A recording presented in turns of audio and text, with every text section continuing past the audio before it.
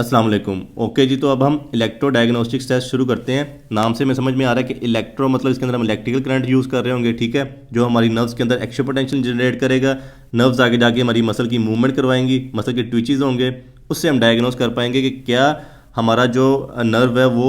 Regenerate हो सकता है, क्या हमारी नर्व फंक्शन कर रही है, या फिर वो डीजनरेट हो चुकी है, उसको सर्जरी की ज़रूरत है, या फिर हमें यहाँ पे मसल ट्रांसपोजिशन की ज़रूरत है। ठीक है, फिर हम न्यूरोप्रेक्सिया को डीजनरेशन से भी डिफ्रेंशिएट कर रहे होंगे। ये सारी चीज़ें मैं आपको आगे जाके बताऊंगा। बस आप लोग ये समझ लो कि जो हम ये टेस्ट करेंगे ना, ये वाले जो 4 टेस्ट हैं, ठीक है, इनका मकसद क्या है वो मैंने आपको मकसद बता दिया हुआ है। आगे जाके सारी चीज़ों को डिटेल में पढ़ेंगे हम।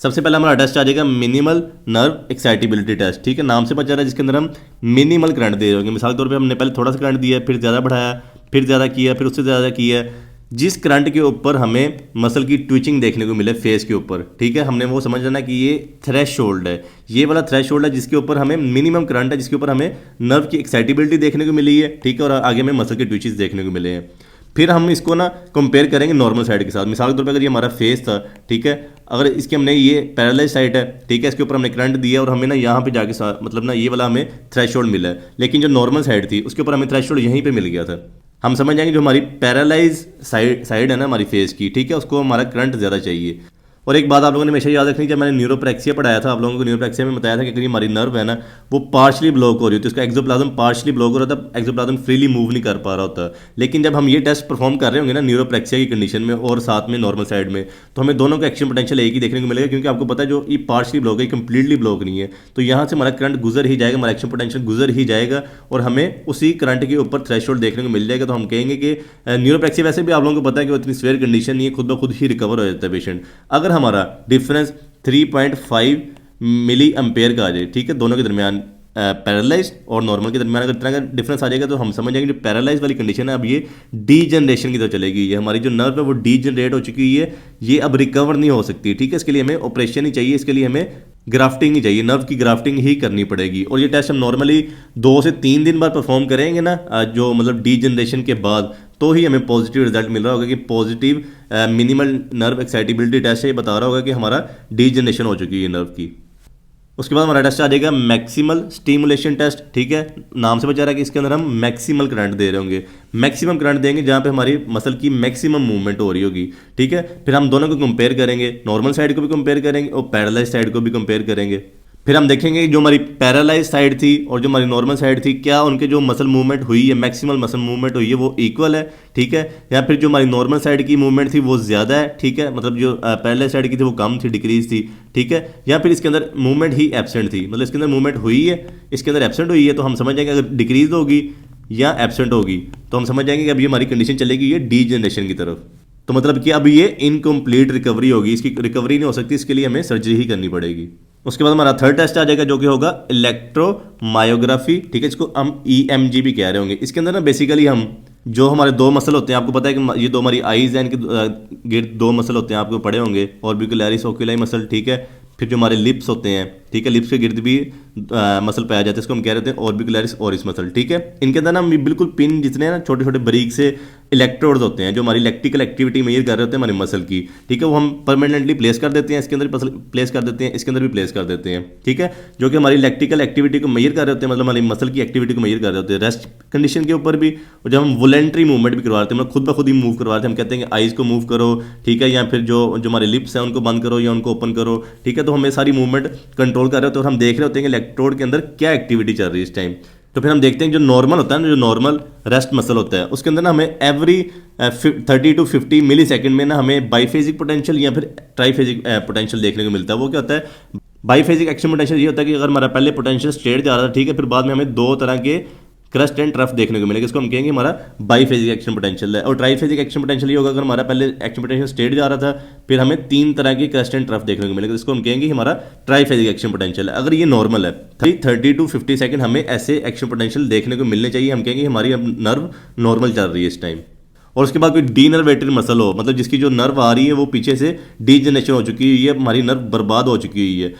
उसके अंदर ये होगा कि 14 to 21 डेज के बाद ना हमें एक इनवॉलेंट्री एक्शन पोटेंशियल देखने को मिलेगा, खुद ब खुद ही एक एक्शन पोटेंशियल जनरेट होगा, ठीक है, जिसको हम कहेंगे fibrillation action potential. Fibrillation action potential ये होगा कि अगर हमारा पहले पोटेंशियल स्ट्रेट कर रहा था, ठीक है, तो छोटे छोटे एक्शन पोटेंशियल ऐसे देखने को मिलेगा, हम कहेंगे फिब्रिलेशन एक्शन पोटेंशियल है, ठीक है। ये प्रूव कर रहा होगा जो हमारा नर्व का मोटर एंड है ना, अगर ये हमारा मसल है, ठीक है, इसके अंदर जो नर्व का मोटर एंड होता है, जहां पे आगे हमारी नर्व एक्शन पोटेंशियल जनरेट कर रही होती है, मसल की मूवमेंट करवा रही होती है, ठीक है, वो ये प्रूव कर रहा होगा कि ये वाला हमारा जो नर्व का एंड है ना, इतना नर्व का एंड है वो बिल्कुल ठीक है, पीछे से ही हमारे नर्व के अंदर कोई मसला चल रहा है लेकिन वो भी रीजनरेट नहीं हुआ, वो भी ठीक हो नहीं रहा, लेकिन जो नर्व मसल है ना जो हमारा इस टाइम वो परफेक्ट है, मसल के अंदर जो नर्व है वो परफेक्ट है, उसके अंदर कोई मसला नहीं है। मैं आपको ये सारी चीज़ें बताऊंगा आगे जाके इसका इस्तेमाल किया है, फिब्रिलेशन पोटेंशियल का क्या इस्तेमाल है, ठीक है, फिर आगे जाके एक एक्शन पोटेंशियल बढ़ते हैं तो पॉलीफेजिक एक्शन पोटेंशियल कह रहे होंगे, ठीक है। अभी आप समझते जाओ कि फिब्रिलेशन पोटेंशियल क्या है, हमारी नर्व जो मसल के अंदर नर्व है ना वो इस टाइम ठीक है, ठीक है, ये फिब्रिलेशन पोटेंशियल प्रूव कर रहा होगा। उसके बाद हमारा एक होगा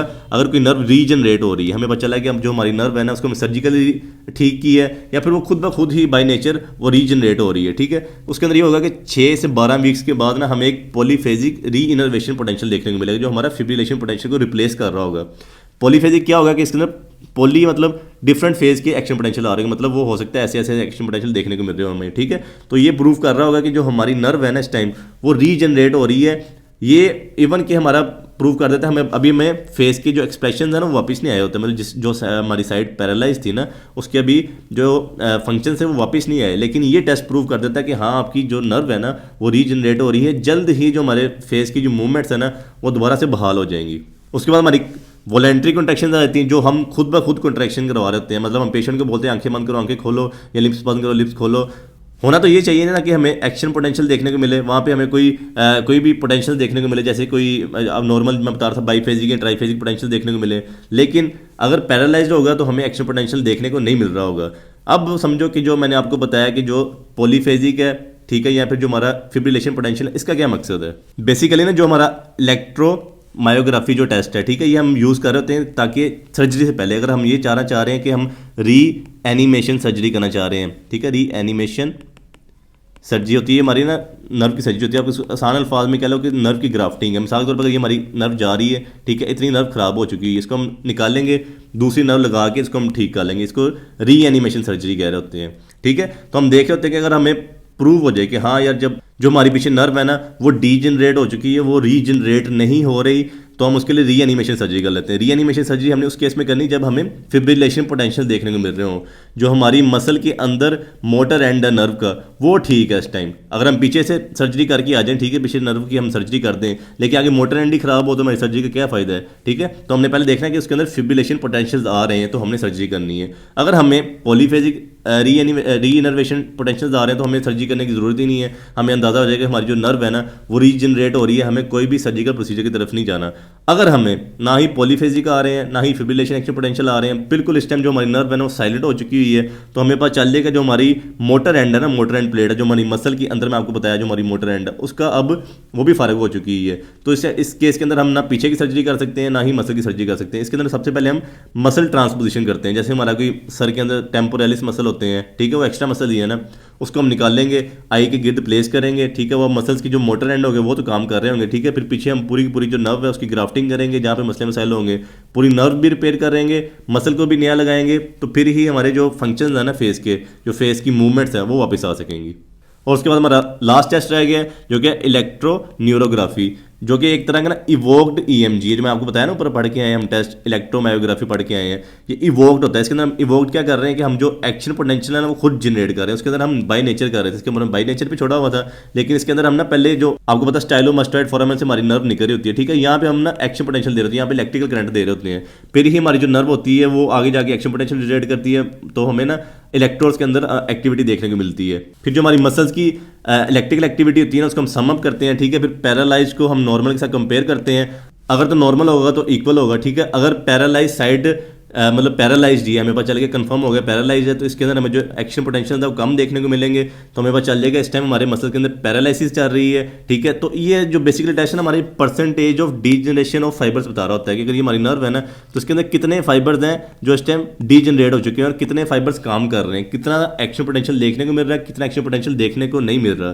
ठीक है। सिर्फ ये प्रूव कर रहा होता है कि हमने इस टाइम सर्जरी करनी है या नहीं करनी है, कितने फाइबर्स काम कर रहे हैं, कितने फाइबर्स नहीं काम कर रहे, सिर्फ इसका मकसद इस हद तक ही होता है। और नॉर्मली हमने देखा कि जो पेशेंट्स होते हैं ना 14 डेज़ के अंदर उसकी ना जो 90% नर्व होती है ना वो डीजनरेट हो जाती है। 14 डेज़ के अंदर तो पेशेंट जाके चेक भी नहीं करवाता, वो कहता है पता नहीं क्या हो रहा है मेरे फेस को, एक साइड पे सेंसर मसले मसाइल आ रहे हैं। 14 डेज़ तो वैसे ही गुजार देता है, 14 डेज़ में डीजनरेशन हो जाती है, मतलब नर्व तो दोबारा रिपेयर ही नहीं हो सकती। और उसके बाद अगर 14 डेज़ से कम का भी कोई पेशेंट हो, मतलब कि वो कहता है कि 14 दिन भी नहीं लगे, उससे पहले पहले ही मेरी नर्व डिजनरेट हो चुकी, मतलब ये फंक्शन मेरे पहले जा चुके थे, कुछ 2-4 दिन में उड़ गए थे, तो हम कहेंगे ये तो और भी पुअर प्रोग्नोसिस है, मतलब कि हम इसकी जो एक्टिविटी है दोबारा वापस ला ही नहीं सकते, इसकी आखिरी हल सर्जरी ही होगा। ठीक है। और ये टेस्ट है जो हमारा जो हम करते हैं 4 से 21 दिन के बाद, जब हमारा कंप्लीटली पैरालिसिस हो जाए उसके 4 से 21 दिन बाद टेस्ट करते हैं, फिर हमें पता चलता है कि कितने फाइबर इस टाइम डीजनरेट हो चुके हैं, फिर हम कंफर्म बता सकते हैं कि हाँ आपके 90% है, आपके 80% है जो फाइबर